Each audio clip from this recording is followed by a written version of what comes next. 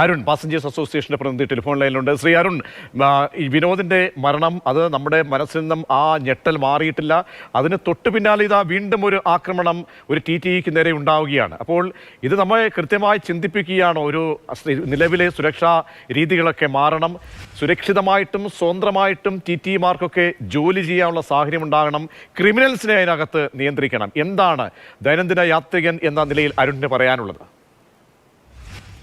നമ്മളിപ്പോ സ്ഥിരമായിട്ട് കണ്ടുകൊണ്ടിരിക്കുന്നു. ഇപ്പൊ കഴിഞ്ഞ ദിവസം ഉണ്ടായ സംഭവത്തിന് നമ്മൾ കേരളം മുഴുവൻ, നമ്മുടെ നാട് മുഴുവൻ കണ്ടതാണ്.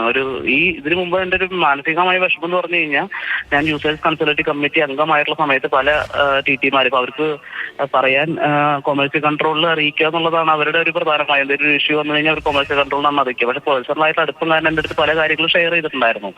അപ്പൊ അതിൽ പ്രധാനമായ ഒരു ക്വസ്റ്റ്യൻ എന്ന് പറഞ്ഞു കഴിഞ്ഞിട്ടുണ്ടെങ്കിൽ, നമ്മുടെ ഫോഴ്സിന്റെ ഒരു റെസ്പോൺസ് വളരെ എന്താ പറയുക, അവരുടെ റെസ്പോൺസ് വളരെ സ്ലോ ആണ്. അതായത് TTമാർ പലപ്പോഴും പ്രൊട്ടക്ഷൻ ഫോഴ്സിനെ അല്ലെങ്കിൽ ഗവൺമെന്റ് റെയിൽവേ പോലീസിനെ വിളിച്ചു കഴിഞ്ഞാൽ പെട്ടെന്ന് സേവനം കിട്ടുന്നില്ല എന്നുള്ളൊരു പരാതി ഉണ്ടായിരുന്നു. കഴിഞ്ഞ ദിവസം തന്നെ കൊല്ലത്തുനിന്ന് ഒരു പാസഞ്ചർ കയറുകയും പലപ്പോഴും ഈ അൺറിസർവ്ഡ്. അരുൺ, വളരെ പ്രധാനപ്പെട്ട ഒരു ചോദ്യമുള്ളത്, കാരണം നമുക്ക് സംവിധാനങ്ങൾ റെയിൽവേ സംബന്ധിച്ചറിയാമല്ലോ, പ്രബലമായ സംവിധാനങ്ങളുണ്ട്, ഫണ്ടിന്റെ ഒന്നും പ്രശ്നങ്ങൾ ഇല്ല. അപ്പോൾ ചെയ്യാവുന്ന കാര്യങ്ങളിൽ അവിടെ സുരക്ഷാ ഉദ്യോഗസ്ഥർ അവർ പര്യാപ്തമാണോ? കാരണം റെയിൽവേ RPF ആയാലും മറ്റ് സംവിധാനങ്ങളൊക്കെ തന്നെ പര്യാപ്തമാണോ? ഒഴിവുകളൊക്കെ നികത്തപ്പെടുന്നുണ്ടോ? കാര്യശേഷി സംബന്ധിച്ച് എന്താണ് പറയാനുള്ളത്? അതാണ് സാർ മെയിൻ ആയിട്ടുള്ള ഒരു പോയിന്റ്. ഇപ്പൊ സാർ പറഞ്ഞതാണ് മെയിൻ ആയിട്ടൊരു പോയിന്റ്. കാരണം വെച്ച് കഴിഞ്ഞാൽ നമുക്ക് ഇപ്പോഴും ഒഴിവുകൾ കൃത്യമായിട്ട് നികത്തപ്പെടുന്നില്ല. ഒന്നാമത് വെച്ച് കഴിഞ്ഞാൽ നമ്മുടെ കേരളത്തെ സംബന്ധിച്ചിടത്തോളം രണ്ട് ഫോഴ്സും ഈക്വൽ ആയിട്ട് റെസ്പോൺസിബിൾ ആണ്. കാരണം ഗവൺമെന്റ് റെയിൽവേ പോലീസും നമ്മുടെ ഒരു സംസ്ഥാനം സംബന്ധിച്ചിടത്തോളം ഗവൺമെന്റ് റെയിൽവേ പോലീസിന്റെ ഉത്തരവാദിത്തമാണ് ഒരു ട്രെയിനിൽ, കേരളത്തിൽ ഓടുന്ന ട്രെയിനുകൾ സുരക്ഷിതം ഒരുക്കുക എന്നുള്ളത്. അതേ സമയത്ത് റെയിൽവേ പ്രൊട്ടക്ഷൻ ഫോഴ്സിന്റെയും രണ്ടും പേരുടെയും ഒരു കോർഡിനേഷൻ കൃത്യമായി ഈ രീതിയിൽ വേണം. അത് ഒന്നാമത്തെ കാര്യം. പിന്നെ നമ്മുടെ റെസ്പോൺസ്, അതായത് ഒരു ഇൻഫർമേഷൻ പാസ് ചെയ്താൽ തന്നെ നെക്സ്റ്റ് സ്റ്റേഷനിൽ അല്ലെങ്കിൽ അവിടുത്തെ ഇപ്പൊ നമ്മുടെ വെച്ച് കഴിഞ്ഞാൽ പല സ്റ്റേഷനുകളിലും പ്രൊട്ടക്ഷൻ ഫോഴ്സ് സേവനം ഇല്ലാത്ത സ്റ്റേഷനുകൾ ഉണ്ടായിരിക്കാം. ഇപ്പൊ ഫോർ എക്സാമ്പിൾ ട്രിവാൻഡ്രം വിട്ട് കഴിഞ്ഞാൽ അടുത്ത ഒരു പ്രൊട്ടക്ഷൻ ഫോഴ്സ് ഉള്ളത് RPFന്റെ ഒരു സ്റ്റേഷൻ അല്ലെങ്കിൽ GRP സ്റ്റേഷൻ ഉള്ളത് വർക്കലയിലാണുള്ളത്. വർക്കല കഴിഞ്ഞാൽ പിന്നെ കൊല്ലത്താണുള്ളത്.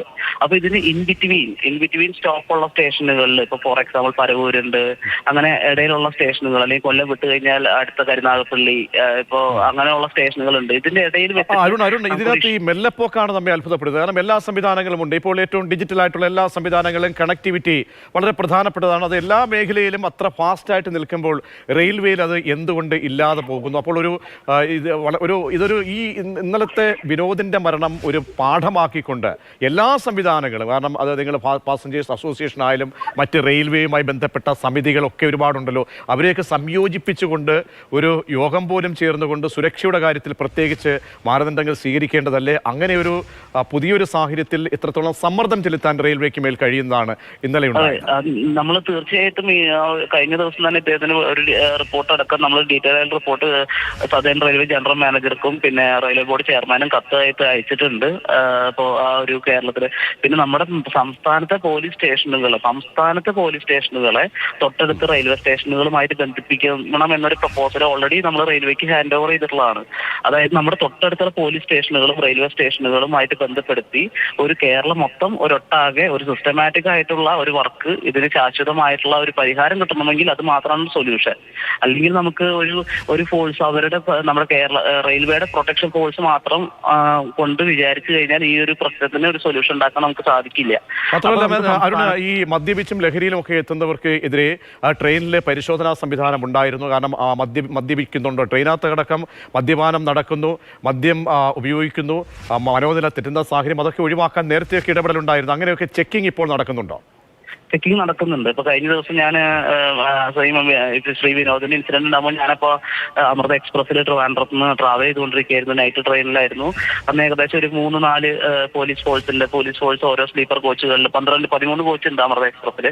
അപ്പൊ ആ ട്രെയിനിൽ എല്ലാ പോയിട്ടും പരിശോധനകൾ നടത്തുന്നുണ്ടായിരുന്നു. പക്ഷെ എന്ന് വെച്ച് കഴിഞ്ഞാൽ ചില സമയങ്ങളിൽ എന്താ വെച്ച് കഴിഞ്ഞാൽ ഈ ഒരു പ്രോപ്പറായിട്ട് നടക്കാത്തതിന്റെ ചില ഒരു കോച്ചുകളിൽ, എല്ലാ കോച്ചുകളിലും അവർ കയറി ഇറങ്ങുന്നുണ്ടാവാം, ചിലർ ശ്രദ്ധയിൽപ്പെടുന്നുണ്ടാവാം. പക്ഷെ ശ്രദ്ധയിൽപ്പെടാത്ത ഇൻസിഡന്റ് ഉണ്ടാകുമ്പോഴാണ് ഇത്തരം സംഭവങ്ങൾ ആവർത്തിക്കപ്പെടുന്നത്. അപ്പൊ ഈ പരിശോധന കർശനമാക്കുക, സ്റ്റേഷനിൽ പരിശോധന കർശനമാക്കണം. സ്റ്റേഷനിൽ എൻട്രി പോയിന്റിൽ പരിശോധന കർശനമാക്കണം. പിന്നെ നമുക്ക് ഒരു റിസർവ് ചെയ്ത യാത്രക്കാർ കയറുമ്പോൾ തന്നെ പരിശോധിക്കാനുള്ള ഒരു സംവിധാനം നമുക്ക് ഉണ്ടാക്കണം. അതായത് ഒരു സ്റ്റേഷനിൽ പക്ഷേ ഒരു സ്റ്റോപ്പാണ് പ്രശ്നം. നമുക്ക് ഏകദേശം ഒരു പ്ലാറ്റ്ഫോമിൽ ഒരു മേജർ സ്റ്റേഷനിൽ ജനശതാബ്ദി പോലുള്ള ട്രെയിനുകൾക്ക് ഏകദേശം 2 മുതൽ ഒരു എല്ലാ കൂട്ടായിട്ടുള്ള ഒരു വിലയിരുത്തലും പ്രവർത്തനവും ഇടപെടലും ഉണ്ടായെങ്കിൽ മാത്രമേ ഇത്തരം ഭീതി ഒഴിവാക്കുകയുള്ളൂ. വളരെ നന്ദി ശ്രീ അരുൺ.